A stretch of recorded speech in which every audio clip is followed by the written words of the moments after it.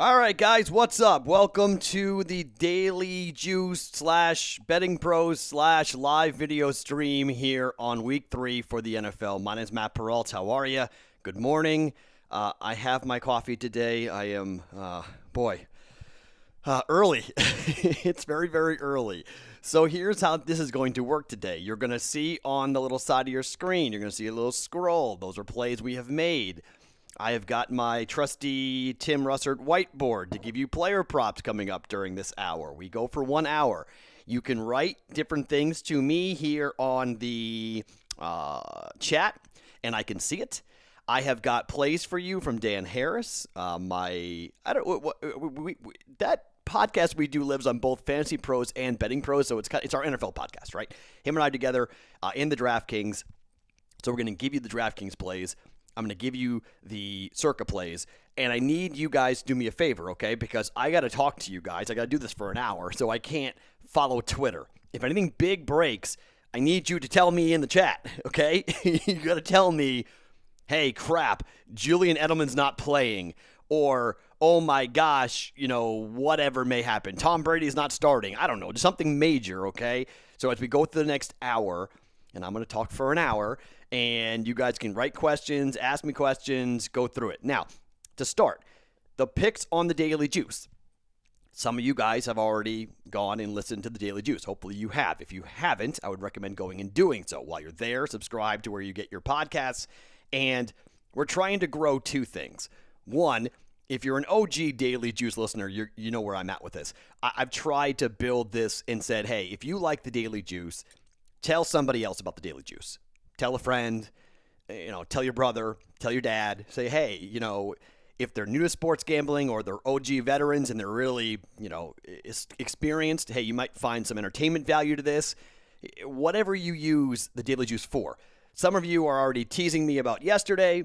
Okay, fine. Yes, yesterday was brutal. Yesterday was not fun. And you can go ahead and tease me and make fun of me and hammer me for it because I'm not very happy with yesterday either. But, college football was just bonkers yesterday. And you want to look at upsets. Oklahoma is 27.5-point favorites, losing outright at home. You got Texas, whose defense, I don't know what was that yesterday. They win, but they didn't come nowhere near covering. You had just some really interesting and wild things happening. Alabama waving the white flag in the fourth quarter against Missouri and allowing a touchdown. The entire board was crazy yesterday. But really, like Alabama, the biggest numbers, like Alabama yesterday, it opened at 21. It closed at 29.5, and they won by 19. Yesterday for the books, they just they killed us. Kentucky, yeah, great point. Jordan, I'm with you. Kentucky yesterday, so many mistakes. Now, granted, we all talked about this, right? Sloppy football, turnovers, and whatnot, but Kentucky was right there to cover that 7.5-point spread. That game never should have been that lopsided, but they made bad plays, stupid fumbles, bad turnovers, bad decisions. 3 really costly drives that all could have been in points for Kentucky. They could have won that game outright. I don't know how high I am on Auburn, but Kentucky really struggled and really did not do. It looked like it was their first game, and it looked like their first game. So yesterday wasn't great. So 1-3 yesterday. We started off good with Florida. I got the first pick right, and then the Adesanya victory. That was, I don't know what Paulo Costa was doing last night. That's just like, why are you standing at distance where the dude has an 8-inch reach advantage from you? Like, that doesn't make any sense. So Costa wasn't very smart last night. Huge win for Adesanya. I figured he would win, but I thought he might win later in the 4th or 5th rounds. I didn't think it would happen in the 2nd round. So under hits there, so we had the over 2.5 rounds in that. So not great, but today, okay. So let's go through a couple of things here. So I gave you guys a teaser a while ago, and let's talk about that teaser first here because teasing NFL football games, I like doing it. Not everybody does. All right, not everyone likes teasing. Some people think it's stupid. I agree. It can be difficult. I don't like parlaying. Anything except UFC fights, and I will at times parlay 2 UFC fights. I did not do it last night. But if you look at 2-team teasers and moving lines, I just think you can move lines, and I personally enjoy moving lines for teams that are at home who are favored by 6 points or more and moving it beyond key numbers, below key numbers. So for this week, and we're 2-0 doing this so far this season, For this week, we're taking the Patriots, who, by the way, at 5.5, I don't like teasing that at 5.5. All right, 6 or higher, because it's or do a 5-point teaser, okay, and you get better juice odds if you do that. But you don't cross over the same key numbers if you do a 5-point teaser versus a 6-point teaser. It'll be less expensive for you to do that. But to me, I take the Patriots at -6. I got it at 6.5, teased it down to a 0.5 point. I took the Browns who are hosting the Washington football team. Washington could be the worst team in football.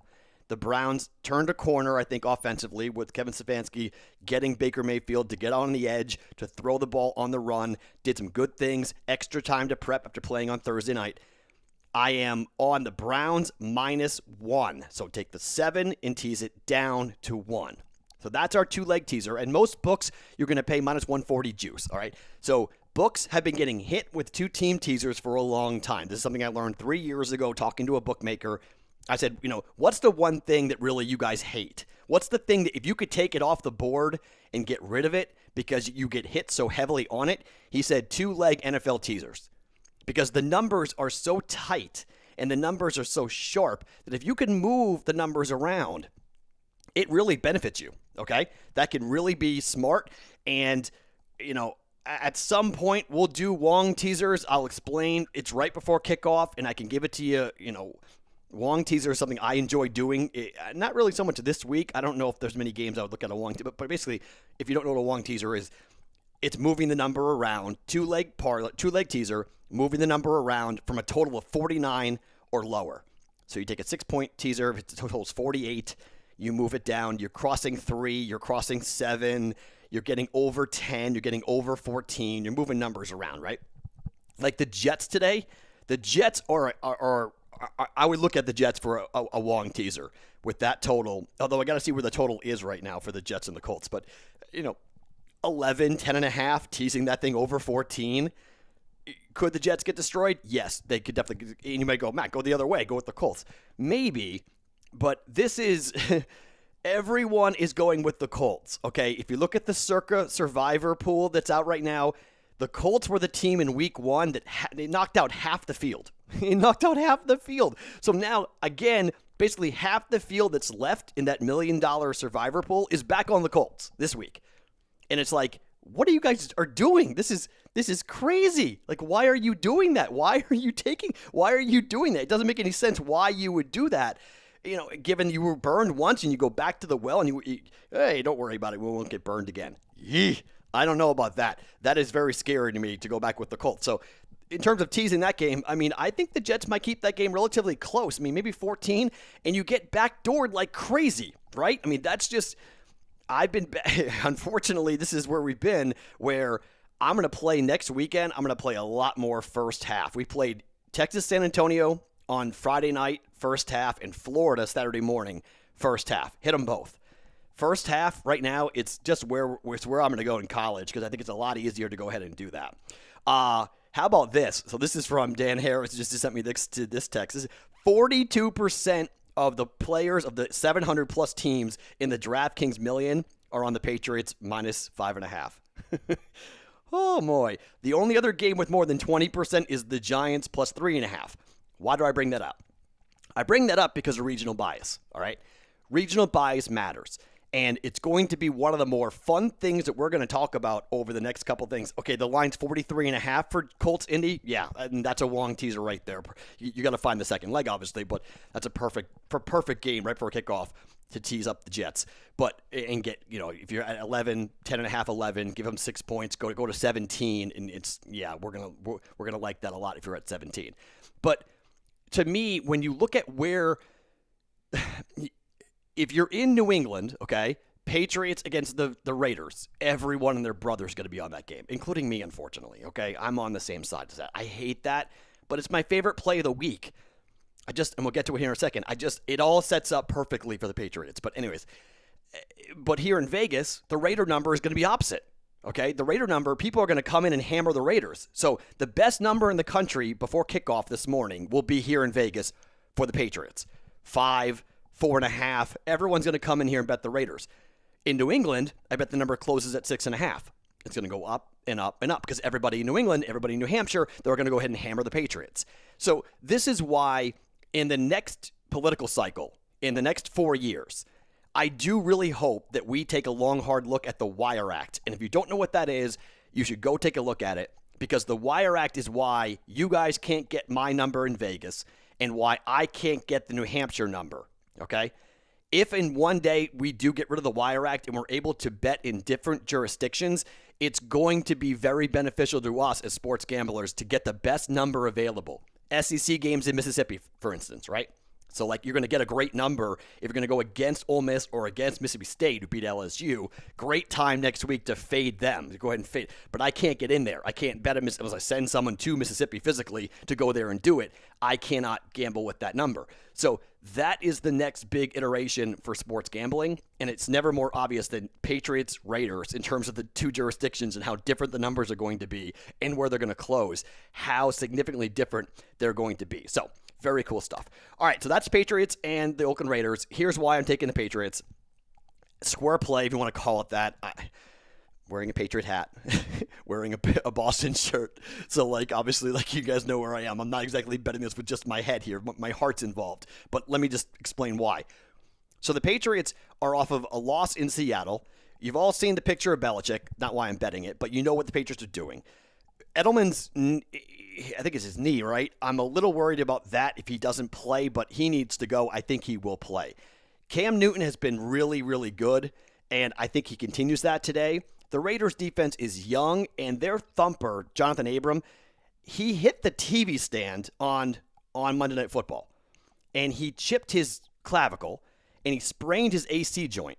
Now, why in the hell was that thing sitting so close with no fans present? Why is that thing that close to the field? I have no idea. Go put that thing in the stands, but fine. He ran into it. He got hurt. I mean, a short week for them. He's their big, thumper back there to stop the Patriots' passing attack. I don't know how healthy he's going to be, how healthy he'll be able to be running around, smacking people around there for the Patriots. Also, Jonathan Jacobs is going to play. Darren Waller is going to play. But here's the thing about both them. They're both questionable. They're both not exactly 100% healthy. Going across the country, early morning start time. Look, I'm up here. It's 8:15 in the morning. The cobwebs are still bouncing around in my head right now, and I'm not playing football coming up here in 2 hours. They are. So I'm very concerned about this position. It's a trap game.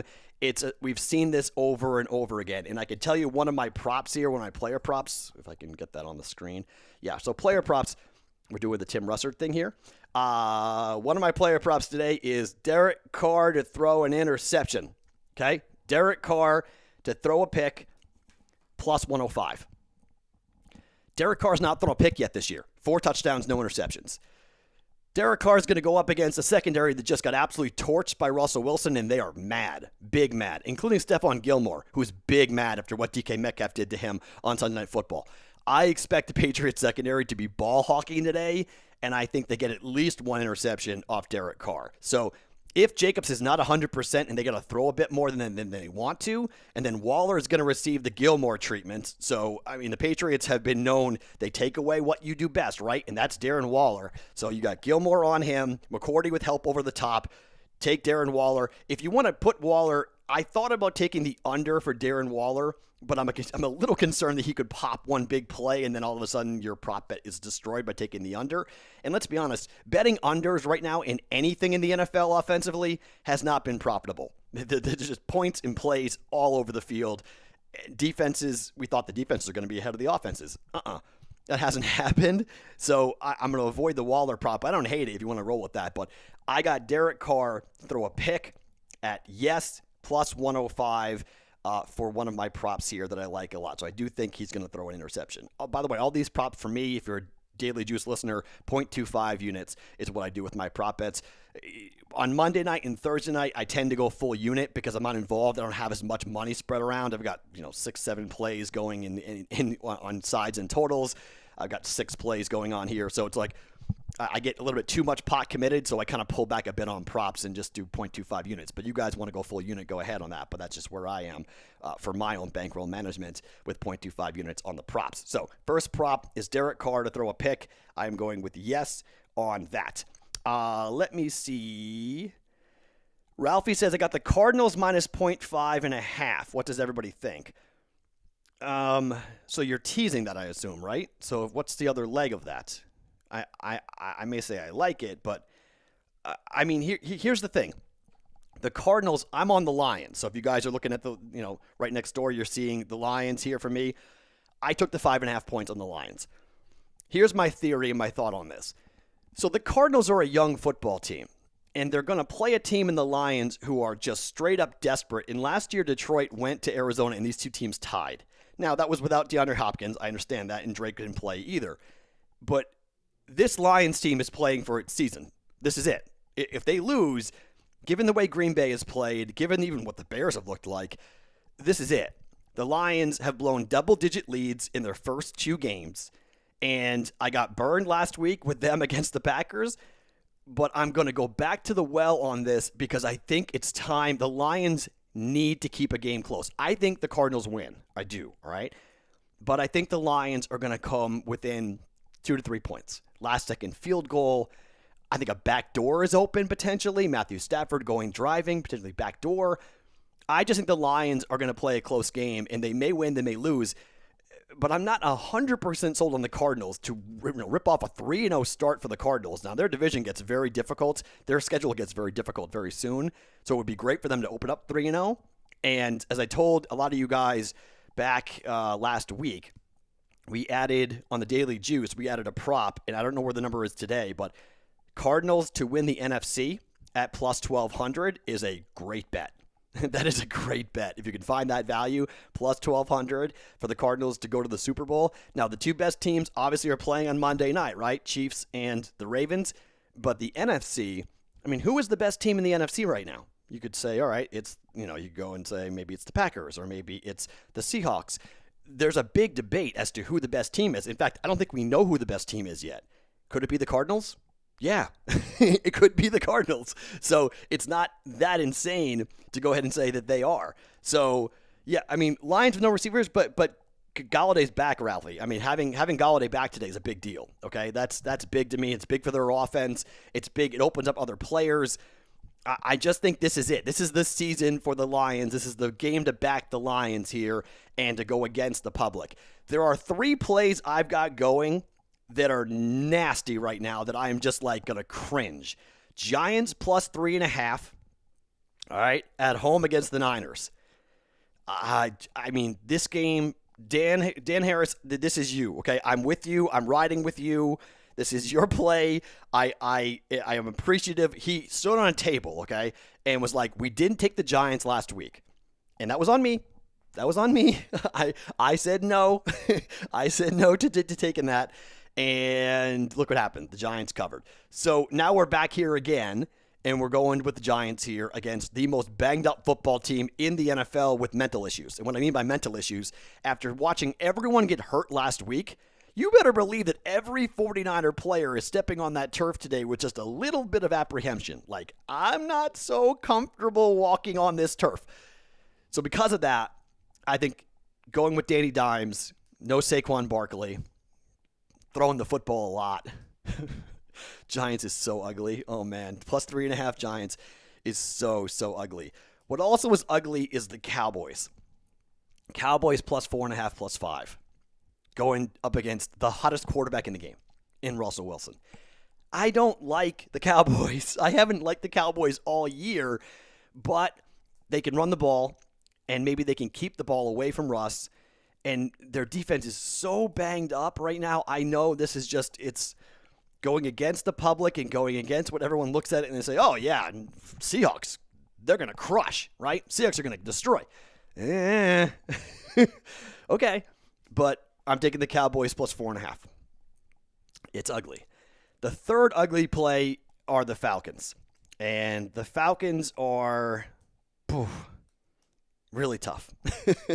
Falcons are a football team that Matt Ryan is one. I mean, their offense looked good in week 1. It looked good in week 2. And their coach just doesn't understand that you have to remind players that you can't watch a football go 10 yards. You can go and touch it. And the Cowboys got the onside kick. and the Cowboys go right down the field. They kick the game-winning field goal. I mean, talk about teams who are 0-2 and our backs are against the wall and have to play well. I mean, that's the Falcons. The Falcons have got to win this game, and they are really, really up against it. So Falcons, Cowboys, and Giants are the three teams I did not think I'd be involved with today, but I am involved with all three of those teams today, and I am on that side all three today. So as I mentioned, Patriots, the Lions, I like the Pittsburgh Steelers today. 3.5 or 4. I like the Pittsburgh Steelers today. And I know people are going to say it's Deshaun Watson, Matt. Who is he passing to? Who? This defense for Pittsburgh is legitimate. This might be the hardest opening 3-game stretch I can ever remember. Chiefs, Ravens, Steelers. On the road, Steelers. I mean, Pittsburgh, okay, their offense might not be that great, but are you worried about the Texans' defense? Is that Texans' defense something you're like, yeah, tough time scoring on them? No. I mean, Deshaun Watson is a great quarterback, but what are the Texans? Are they a running team or a passing team? They have no identity. None. I mean, the idea of going, we're going to stack the line, we're going to get David Johnson, we're going to give up Nuke Hopkins, and we're going to go ahead and run the ball. All right. Have they done that? Have they established an identity as a running football team? No. Is their offensive line healthy? No. Does their quarterback want to turn around and hand the ball off every play? No. He wants to run and throw. To who? I don't know what Bill O'Brien's doing. Now, that's not that crazy of a comment. I think every year we're saying, what is Bill O'Brien doing? But I don't understand the offense for the Texans. So on the road at Pittsburgh, laying 3.5 or 4, I'm taking that defense. I think Watt and company, I think they eat. I think they go after Watson. I think he's running for his life for most of the game. So Watson's incredible. I'm not knocking him. And if they start 0-3, I'm not saying you're firing anybody or benching anybody or whatnot, but I just think the Texans are going to be 0-3. And I don't know how you recover in a short pandemic type of season with all this lack of practice and whatnot. Maybe second half of the year they figure it out. But I don't know what the Texans are. I mean, I don't know. I don't know what they are, and I don't think they're going to have an opportunity. Justin says I don't think they have a chance to show their identity. Yeah, I'll give you that. But I mean, that's where we are. I have to go with what I know and what I see. And so maybe we haven't seen their identity, but against that, have you seen Pittsburgh play defense this year? Have you seen what they do? You think now this is the week they're gonna find their identity this week at Heinz Field? No, I don't see it. Sorry, I don't see it. Give me Pittsburgh. So I'm on Pittsburgh. Joe says, Matt, did you allow Dan Harris to talk you into that Cowboys pick? No, but I was. There were two plays that I was a little bit concerned about. The Cowboys were one against Seattle. I've got that in the circa. And then we've got the Giants going in the DraftKings. So I'm on two different teams. I have two different partners, Dan Harris with one, another guy for the circa. And so we debate, we go back and forth on picks, and we talk about where we're going to be. In case you don't know, let me tell you, here are my picks for the circa. Hold on. I have to pull it on my phone. Okay, so circa plays for me are Patriots -6.5, Steelers -4, Falcons -3.5, Chargers -6.5. More on that game here in a second. Cowboys +4.5. Those are the plays. We're 5-5 on the circa plays. So DraftKings, the DraftKings plays. Okay, hold on. DraftKings plays for today. Let's see. And by the way, somebody find me. Has the Rams and Bills line flipped like last week? Tell me on the live stream on the chat if that's true. I can't check it right now. Someone's asking me on Twitter if it flipped. But the last week, remember the Rams were favored and the Eagles wind up being favored, right? Or did that flip? I can't remember which way it flipped. But it flipped to whoever team wasn't favored. They were favored by kickoff. So maybe same thing with the Rams at the Bills. I do like the Rams. I'm actually on the over that game, 43.5. That's a daily juice play. We're on the over. So anyways, quickly, our plays for the DraftKings, Dan Harris and I, we're on Pittsburgh -3.5, Patriots -5.5. Better numbers than the circa, but still same play. Chargers -6.5, Chiefs +3.5, and the Giants +3.5. Everyone hates that pick with the Chiefs. Everyone's like, oh my gosh, what are you doing? Okay. You're telling me I'm getting the best quarterback and the best offense and the best team in football and you're against it? All right. I'm comfortable being with the Chiefs.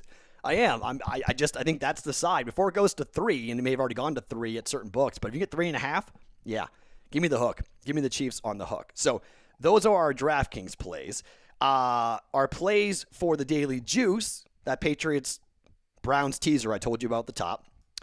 Patriots minus 5.5, Falcons minus 3.5, Lions plus 5.5, Pittsburgh's minus 4, and that Bills and Rams game, we're going with the over 46.5. What did I say? 42, 46.5 for the Rams and the Bills. I'm taking the over in that game because I do think points are going to be scored coming up in that game. So the Bills are still minus 1. Okay. Minus 1 now. Offshores are moving it to minus 1. All right, yeah. So that number's coming down. People are taking the Rams. I don't hate it. I mean, I've said this. I said this to Dan Harris on our podcast. I said, if the Bills win this game, and somebody sent me a DM on like Wednesday and said, every time you talk about the Bills, you disrespect Josh Allen. That's true. That's 100% true. I disrespect Josh Allen. I can't stand Josh Allen. I don't think he's that good. And yet you put up big numbers. I don't think he's going to win Super Bowls or big games. I think he's incredibly inaccurate. He can run. He's an athlete playing the quarterback. He reminds me of Ryan Tannehill. So and Tannehill played better, and look where he's with the Titans, right? He's got the right coach, the right offense, so he's playing well, but that's who I think Josh Allen is. That's the comparison. So if he wins today, if he beats the Rams today, I will start saying nice things on Josh Allen. This is a big game for me, okay? It's a big win. It's a big game. If you get that victory, I think my theory about Jared Goff playing well on the road with no fans because of McVay's ability to talk into his ear, so far so good. Last week, played really well. Let's see what happens. Back to the East Coast. McVay on the East Coast, by the way, is money. That dude is good. He's really, really good on that. So, question, what about the Bucs? So here's the thing with the Bucs. Tom Brady's record in Denver sucks. Okay? Now with the Patriots. But Tom Brady has been horrific in Denver. So I couldn't back it because I don't know really what to make of it. However, we do have a player prop. All right? So I gave you Derek Carr to throw an interception at plus 105. Rob Gronkowski over 13.5 yards receiving at minus 112. Here's my theory on Gronk. So Gronk has, I think, 2 catches so far in his career. And Rob Gronkowski this week, I think on Friday, said, I came to Tampa to be a blocking tight end with a straight face. Arguably the greatest pass-catching tight end in NFL history is a blocking tight end. Come on. That's not what Gronk is. He didn't go to Tampa for that reason. They've talked about getting Gronk more involved. This is the game I think Gronk gets force-fed a little bit against Denver. I think they're going to use him. I think they'll throw to him. I expect, at least 3 or 4 targets, and that number is 13.5. It could be one play where Gronk gets loose, he gets the football in a seam, and he runs down, a safety tackles him, he goes for 15 yards, and our prop hits. So I don't like the play on the Bucs per se because of the number, but I do think Gronk is going to get involved, and I do like Gronkowski to go ahead and hit his player prop. So first player prop is Derek Carr to throw a pick. Second player prop is Rob Gronkowski over 13.5 yards rushing at minus 112. Let me just, since we're on player props and we're about halfway in here, let me talk quickly about this prop right here, Jonathan Taylor, over 77.5 yards rushing. So I bet these overnight, okay? I'm in Vegas. I bet these overnight, and so I shop around different books, find different props that I like, and I bet them. My problem right now with that prop is that it exploded. And I think it's 89 now. So 77.5 yards rushing at minus 130. I paid the juice. But it exploded. And I got up this morning and I started looking around and I'm like, man, I was going to give you guys that prop. If you can find it under 80 somewhere still, hammer it. Grab it. But over, it's a rookie running back. They're going to force feed him today, all right? They're going to give him the ball. They're going to run the ball. This is a typical game where the Patriots used to play the Jets like this, where you don't want to show too much. You just want to run the ball, get out of there with a victory. You don't really care. If you win by 14, awesome. You win by 40, great. You win by 4, who cares? So it's a big Jonathan Taylor day. Mac is out, obviously. So they're going to run him and run him and run him. I think he gets to 100 yards. I think that's very possible. But under 80 is what I was looking for, and I grabbed the under 80. That was the number that I grabbed here for this. So I'm a little bit concerned personally. If you're going to go 80, 88, 89, that's rough. Okay, so Julio Jones is officially out. Thanks, Justin.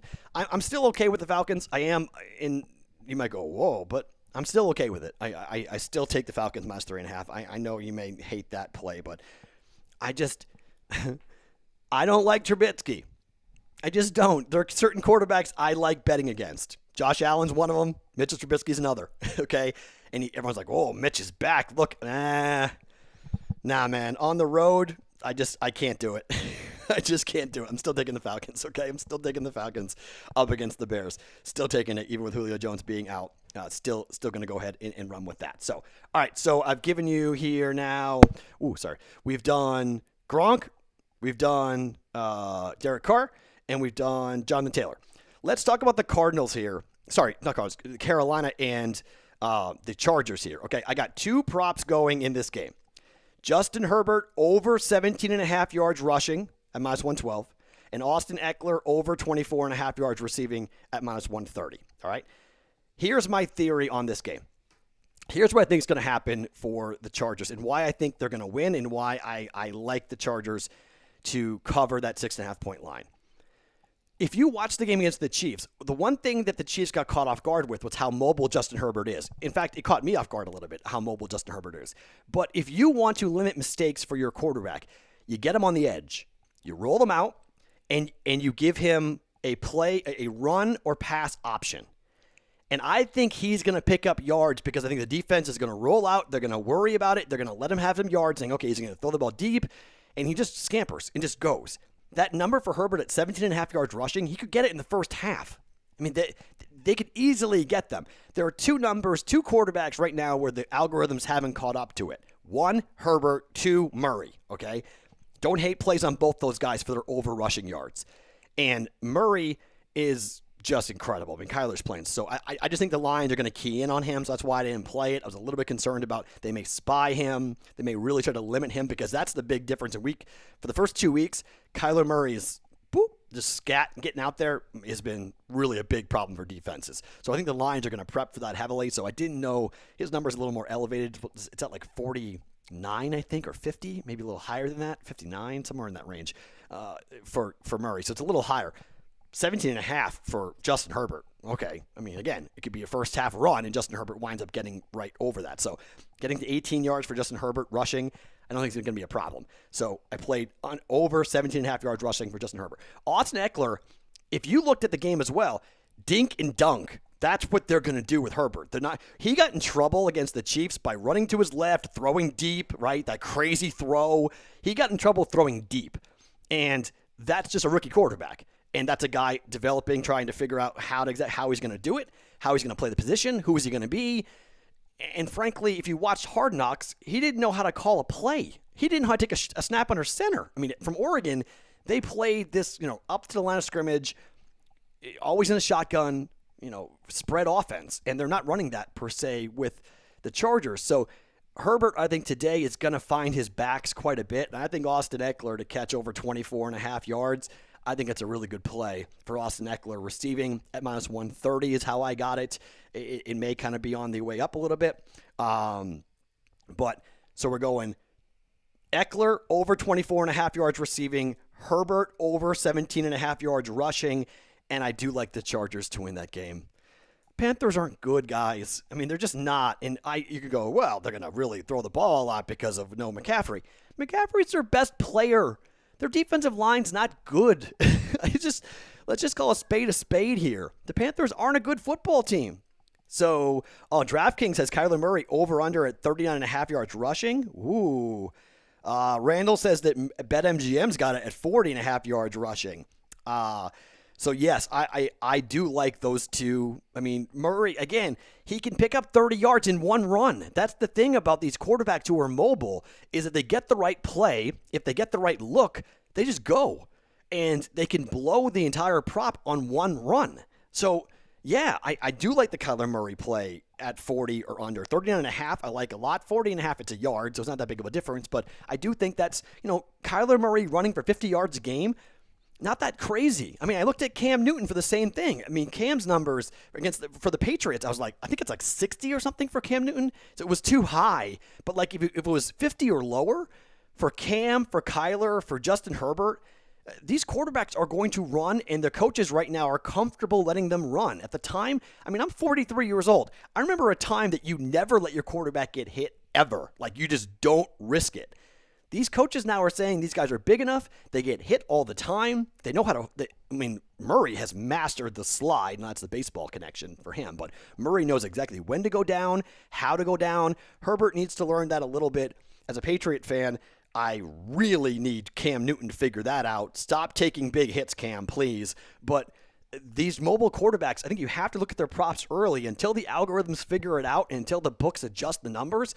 I think we have to go in here with these rushing quarterbacks and play on their props, because I think they're going to run a lot. And they're going to pick up, again, maybe in one run, they're going to hit their prop because they just get loose on the outside and they go. So Murray, Herbert, and Cam Newton, I think you have to look at all that. Panthers are buns. I think you're calling them bums. I don't know if they're bums, but would I still take Eckler at 32.5? That's what he's receiving. It's up to 32.5. Oh my, that's significant. And yeah, Paulo, Julio Jones is out. I know everyone's gonna hammer me for this Falcons pick. Okay, I mean, I got talked into it, and I was told things that it's okay. I mean, I bet it, and I picked it in the Circa. And again, Cowboys, Giants, Falcons. You want to go on the sharp side? The professionals, these are the three plays the pros are on, okay? They are on the Cowboys, they are on the Falcons, and they're on the Giants. So sometimes it's smart to run with the pros, sometimes it's not. The public wins, all right? The public wins. The public can do well. Professionals lose, but professionals also win. And as we go into week 3 with all the injuries that are out there, with all this craziness, I just think you have to go with the pros here. I think you got to fade the public this week. I like fading the public in most weeks. In this week in particular, because you have 2 weeks of data, 2 weeks of eyeballs watching these games, and now everyone's like, oh, that team sucks, or that team's great. Well, it's time for, again, Cardinals. I love them, but maybe it's time to come back down to earth a little bit for the Cardinals. And maybe they don't play as well. Maybe it's time for Trubisky to come back. Trubisky interceptions, Thomas says, is at a half. 0.5. I don't like Trubisky. I don't like him. So that's the thing. And the same thing with Derek Carr. That's why we have Derek Carr at throw a pick, yes, at plus 105. Derek Carr is 4 touchdowns, no interceptions. Derek Carr is going to throw picks. He only threw 7 last year, okay? I know his number is low. He's like, oh, Matt, in this game, this has at least 1 pick written all over it to me. And it's probably Stephon Gilmore, because I think the Patriots are probably going to test him. And the Raiders are probably going to test him. And it's probably Gilmore coming up with a pick. And I smell it coming here. This is a typical trap game for the Raiders where everything goes to crap and they don't play well. And the Patriots, just because of the Patriots, they win the game they win it like 24-14, all right? I don't hate a play on the under, but playing unders in the NFL right now does not compute. You aren't cashing playing unders in the NFL. All to the Patriots is up to 7 now. John said, I told you. Now, John, I don't know where you are, okay, but the Pats going over into that 7 number shows you the public, everyone's just coming in here and hammering the Patriots, all right? So, opened at 6.5. Professionals came in and bet it. Professionals came in and bet the other side. They took the Raiders, okay? And they said 6.5 points, too heavy for that Patriot offense. And the number came down, down, down. And now the public is turning around and hammering and going and driving it back up. That's what that is, okay? And under 7 is where I would have taken it. 7, I get nervous. Okay, these key numbers, 3 and 7, if you get there, that's tough. And that's, that's where we are here with that. I mean, the Patriots, I think, are going to win this game. That's why I teased it down. I've taken the Patriots as well. But the under in the Patriots game, you may look at that as well, because I don't think a lot of points are going to be scored. I don't think the Raiders are going to score a lot of points. And this is your defensive stand for the Patriots more than the offense in my mind. So even if Edelman's out, I don't think he is, but even if he were to be out, I still like the Patriots, because I think they're going to run the ball and play defense like they did against the Dolphins. If you watch the Dolphins game, expect a very similar game, all right? And now you could say, Matt, that came down to one play where if the Dolphins scored that touchdown late, they cover. You're right. You're absolutely right. It could come down to 1 or 2 plays, but that's why I teased it. I bet it, but I also teased it because I think the Patriots are going to win, and they're a very popular pick with survivor pools. I don't like using the Patriots in survivor pools this early, just my personal opinion, because I would rather have used it. I would rather use it for a divisional game later in the year when the Jets are out of it or the Dolphins are out of it, and the Patriots can go ahead if you have to use it. But it's all about strategy, right? As to like when you use it. I wouldn't use it against the Raiders per se, just because, well, this Raider team is better than normal. This is a decent Raider team, and this is a team that I think is going to be contending for a playoff berth. So, I mean, would I fall over if the Raiders win this game? Yeah, probably. But if it's tight and it comes down to a play or two, I mean, Patriots are still dealing with some pretty significant injuries. I mean, starting center is out. You've got some injuries with the wide receiver core. Running back core, you're moving the offensive line around. Cam could get hurt. I mean, there's a lot of things that go into that. So I wouldn't have used the Patriots in a survivor pool, but, okay, so Brett says 1 play, 5 units, what's the play? Here's a great question.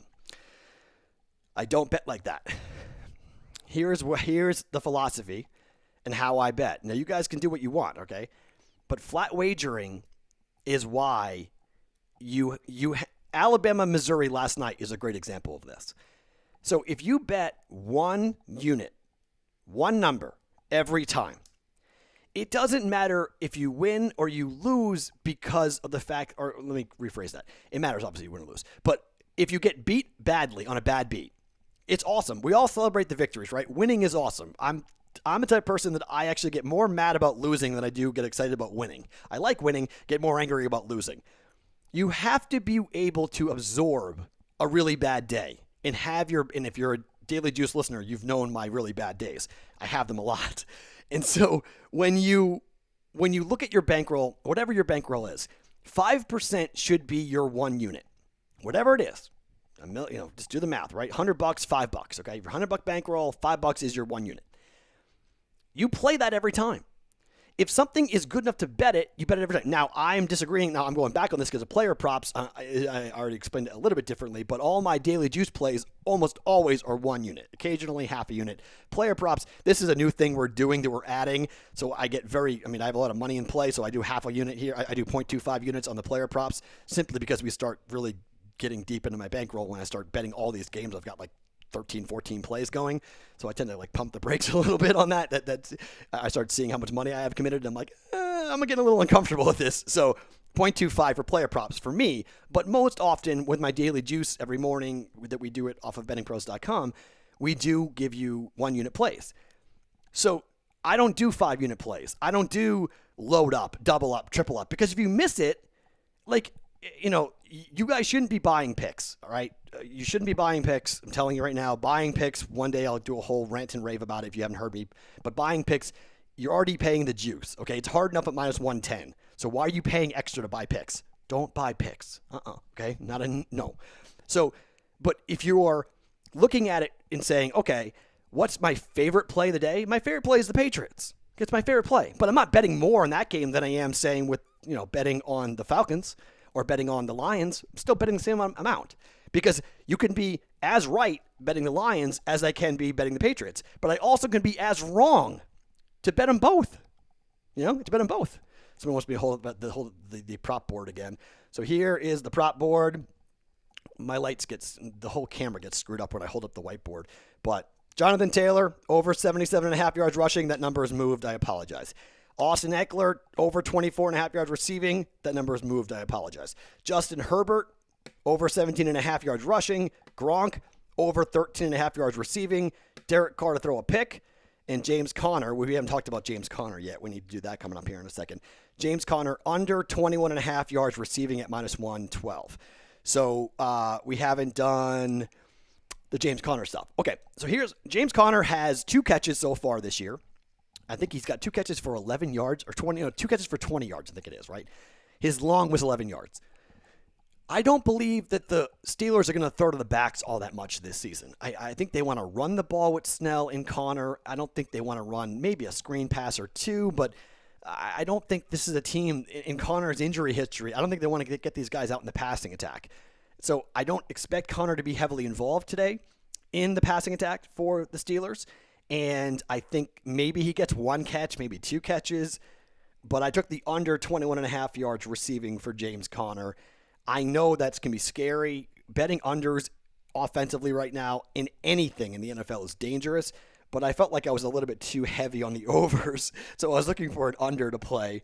And so I wound up going ahead and grabbing James Conner under 21.5 yards receiving for the Pittsburgh Steelers today against the Houston Texans. So, Paula wants to know, do the Raiders score 20 points? They could. I mean, that's probably the high point I would give them is 20. I think the Patriots probably score 28. I mean, in my mind, it's like a 28-20 win for the Patriots. So that's why 7 gets me nervous because it's, it's one or two plays, a field goal, backdoor type stuff. You end up, Patriots in the fourth quarter notoriously, they want to win games. They don't care about covering the spread per se, but they're at home. No fans, but they're still at home. Early kick time for the Raiders. I mean, it's a trap game. It's a tough game. It's a game they don't need, to be quite honest. I mean, the Raiders are going to try to compete for the division and a wild card spot. Up against the Patriots, they don't need to win this game. Gruden knows he's up against Belichick, who's really angry about losing on Sunday Night Football. So it's a bad spot, in my opinion. Bengals are getting a lot of love here. You guys, 3 of you just asked about the Bengals money line plus 210. Boy. Okay, so here's the thing. Oh, Bears and Falcons down to 2.5. Take the Falcons under 3? Yes. Again, it's the professionals versus the public, okay? You're getting under 3? Falcons under 3. Yes, that's great. Thank you, John, for that update. I appreciate it. Tim, I agree. Tim, okay, it's a good point. He's saying that James Conner's the only back that can catch for them. Yep, I agree. Just don't think that they have focused in on throwing to the backs. I think they're going to run the ball. And yes, a screen pass to Conner could be an issue, and he's been banged up, okay? But how healthy is he still? How healthy? Snell's looked very good. So I'm going with the under James Conner. And again, betting unders has been very dangerous. I understand that. Betting unders anything is very dangerous. Gronk's receiving total is at 13.5. No, yeah, that's where I am too. And at minus 115, Eric said, I got it at minus 112. So pretty much the same juice. So not that big of a deal. Mike wants me to explain teasing through 0. All right, so here's the thing about teasing through 0. You're paying, when you're teasing a number, okay, you're paying a premium. It's minus 140, right? Most books here in Vegas, I'm not sure where on the East Coast, but in Vegas at least, 2-leg teasers in the NFL, you pay minus 140. That's the juice. So it has to be worthwhile. You have to do it in a way that's going to be beneficial because you are moving the number, which is good for you. But if you lose, you're paying a premium. It gets expensive. You're buying the points. That's why you're paying 140. So if you can't buy 0, okay? So 0 doesn't exist. So if you cross over 0, one of the numbers you are buying, you get nothing for it. So now it's a 5-point teaser.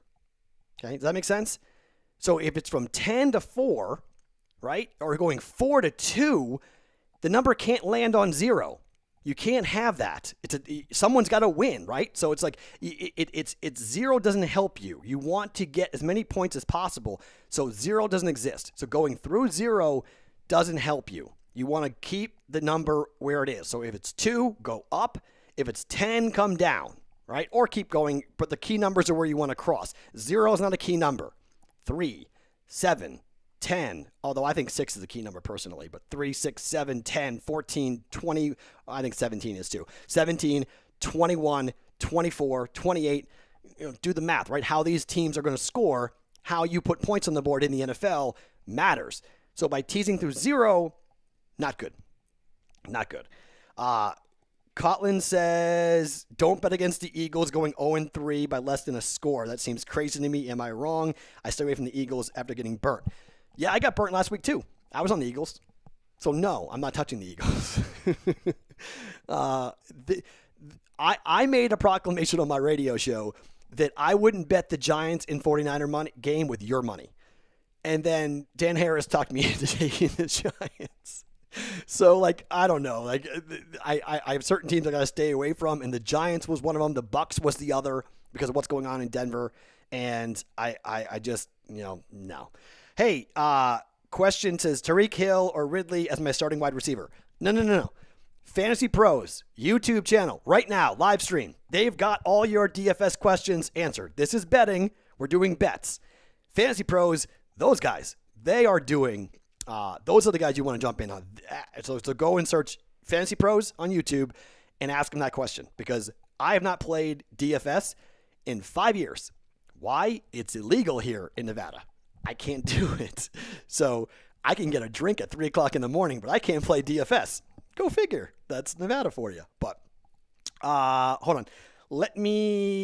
Dan Harris sent me his player props, and I want to give those to you guys before we run out of time here. Okay, so here are the player props for Dan Harris. He played these at DraftKings, okay? Cam Newton under 254.5 yards passing at minus 112 is one bet he has made. And he's also made Darius Slayton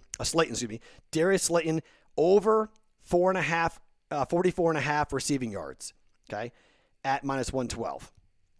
So those are his two plays for us here. If you want to bet these, Newton under 254.5 passing yards and Slayton over 44.5 receiving yards. So there you go with that for his player props. Again, my player props are Jonathan Taylor over 77.5 yards rushing at minus 130. Austin Eckler over 24.5 receiving yards at minus 130. Justin Herbert over 17.5 rushing yards at minus 112. Rob Gronkowski over 13.5 yards receiving at minus 112.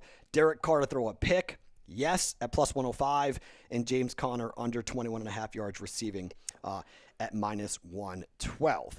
So the daily juice picks, Patriots minus 5.5, Patriots teaser, Falcons minus 3.5, but looks like you can get it at 2.5. Jealous. I want that number. Lions plus 5.5, Pittsburgh minus 3.5. Bills and the Rams over at 46.5 as well today. So, couple things. Okay. Bengals are 12-0 against the spread since December 2004 on the road, coming off a road game where they scored 24 points or less. Holy mother. Okay. Great point. Glad we brought it up. Here's my problem when it comes to those type of stats. They mean really nothing. Like, you got to be a little careful. So here is the, I'm sure you guys have heard this so far today. The trend everyone's talking about right now is teams that are 0-2 against the spread going into week 3 are 22-7 in week 3. Okay? Against the spread. ATS 22-7. Does that matter? Really? Like, does that trend matter? You have to be careful with trends. Matchups are way more important than trends. It helps you. Like, when you're looking at the board and you're thinking about what you're going to bet, use that trend to identify 2 or 3 games that fit that criteria. And then go and do more research into, okay, what is most likely going to happen in this game? So it helps you to identify the board. Trends help you kind of eliminate. If you're looking at the board and there's 10 games, you can grab 2 or 3 games that you want to highlight and you want to go ahead and look at and pull them out and really start to drill down deep. Don't bet trends just to bet the trend. Use the trend in your research to find a game that's going to make sense to bet, or find a side to take, or a total to take, or a player prop to take. That's how trends can help you when it comes to doing your homework and doing your work. Look, this stuff is hard, guys, all right? 53% is what we're trying to hit. That will get us over the juice. So that means, Billy Walters, the greatest gambler of all time, 57%, well, that guy went, right? So that's why, and a couple of you are talking about, could I go into the fact that about where we are here for, yep, I know Julio Jones is out. I know. I know. Everyone's coming after me for the Falcons pick. I know Julio Jones is out versus the Bears. I understand. But this is why buying picks is so not worth it. So many people are lying to you in this industry. All right. So many people are saying, I've gone 71-0 in baseball. It's a lie. All right. It's just these numbers. They are preying on people who are new to the industry, and they are preying because losing sucks. Bottom line, losing sucks. I told you earlier here on the live stream, I am way more depressed when I lose bets than I am happy when I win bets. When I win, I'm kind of flat. When I lose, I'm mad. I'm mad at myself. I'm mad at losing the money. I'm just mad, right? Losing sucks. So whenever you're losing, This is why bankroll management is so vitally important, because if you're managing your bankroll properly, you're going to survive that winter, the nuclear winter that everyone's going to go through. Every gambler is going to go through that nuclear winter where you're going to have a stretch where you're just going to get decimated. But if you're bankroll managing if you're doing it properly, 5% flat wager, 5% of your bankroll, whatever that is, you're going to survive it. It also prevents you from going overboard, right? It prevents you from getting into a position where you're putting yourself beyond your means and you get into problem gambling. This is about entertainment and having fun, right? Excuse me. Don't get yourself in a position where you're, missing out on your mortgage payment, your car payment, your insurance payments, whatever. Like keeping the lights on. Like, don't ever chase. This white rabbit can get you really in trouble, okay? You got to be careful. You got to this should be fun. It should be all entertainment. And you should set yourself up with limits, right? It's really important to have limits. And if you pass by, walk away, okay? If you're too far over your skis, pump the brakes and come back, okay? Walk away for a day. Watch the games for a day. Remember what it's like to watch a football game without money on it, right? Remember why you like football in the begin with. Because go take a cold shower, go for a run, go work out. Do something that's going to clear your head before you go back and start betting again. Because when you're betting from behind and you're chasing, it is the worst place to be. You're never going to bet properly if you're down $500 and oh my gosh, I didn't tell my wife I put that money in there, or my girlfriend or whatever. Oh my gosh, I got to get it back. It's the worst place to be. So don't have that. Don't do that. You get in so much trouble when you do that. So that's why buying picks is really bad, because it's hard enough already with minus 110 juice to beat the darn books. And then you just get in so much trouble if you aren't managing your bankroll properly. So those are the things that I try to stress. I mean, my plays are public. They will always be free. They're on Twitter at Sports Talk Matt's my Twitter account. You can always see where I'm playing and what I like. I mean, yesterday I got involved with the Denver Nuggets and Jokic overs. Jokic did not hit his player prop at 23.5, and the Nuggets clearly lost. So, I lost yesterday. I lost a bunch of plays yesterday. 1-3 in football, 0-1 in the UFC. I mean, I'm comfortable admitting that this is extremely hard and really difficult. And I love talking with you guys. I love the interaction. It's a lot of fun, but it's something that we all have to recognize as entertainment, right? Some people are professionals. Some people are really good, right? But a lot of us play pickup basketball. A lot of us go and work out, right? We aren't professionals at it. Some people are. Some are lucky enough to go be professionals and work out and, play pro basketball. But we all love and enjoy it. Look at gambling the same way, all right? Going to your local basketball court and play and pick up, right? It's the same thing. We enjoy it. We love it. It's entertainment. And LeBron James is LeBron James. There are LeBron Jameses out there in sports gambling. Here's the thing. You don't know who they are. The best sports gamblers, the guys with the biggest bankrolls, you don't know who they are. They don't want to be known. They want to be under the radar and quiet. They're not hosting podcasts. They're not going and selling your picks. Okay? Anybody who's really, really, really good at this doesn't need to sell picks. Always remember that. Okay? Anybody who is making a living at sports gambling, they don't need to sell picks because they're making a living at sports gambling. Why go through the hassle, the customer service, the acquisition? They want attention. And they also want a backdrop that when they lose, they've got guaranteed money coming in. Because sports gambling, there's no guaranteed money. You can't guarantee a win. You have no idea what you're going to make. You have no clue. You may do really well or really bad. But if you're selling picks, you got that stable. You got that, you got that 5,000 clients, whatever, 500 clients, whatever it might be. They're paying you $400 a year, right? You got that money coming in. It's security. Remember that. Just always remember that. Okay, somebody said, can you place your player props on Twitter? Yeah, I can do that. Yeah, I've got no problem with doing that. I can place that on Twitter if you want. I rode the Rams against the Eagles for plus money last week, and I'm going for it again. I don't hate it. Again, that line's coming down. People are betting on the Rams. I don't hate that at all to go on the Rams. So, okay, let's see. That was my soapbox. Targeting a bad Viking secondary. I mean, the Vikings, okay, last conversation. The biggest pros versus Joes Game of the day, Vikings versus Titans. Everyone's on the Titans. I wanted to go on the Titans. And then I talked to two of my bookmaking friends here in Vegas, and they said, oh, no, no, no. Get away from that game. It's not worth it. It's a bad game to bet. If you're going to bet a side, take the Vikings. If you want to be involved in that game, be on the Vikings. The public wins. I'm not saying the public isn't, it's a surefire guaranteed win for the Vikings.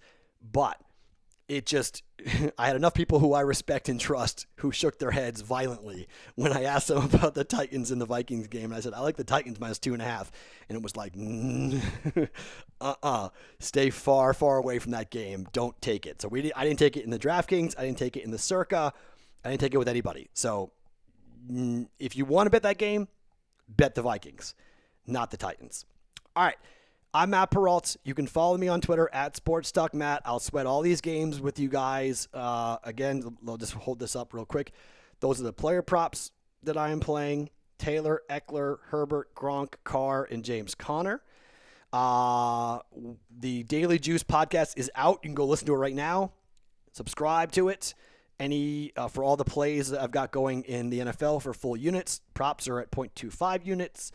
And then we're back tomorrow for what's going to be the Super Bowl of the regular season with the Chiefs and the Ravens. The books are going to have so many props available. They're going to book this as heavily as they can. The handle is going to be enormous tomorrow night. I will be all over it tomorrow morning on the Daily Juice podcast off of bettingpros.com. My name is Matt Perrault.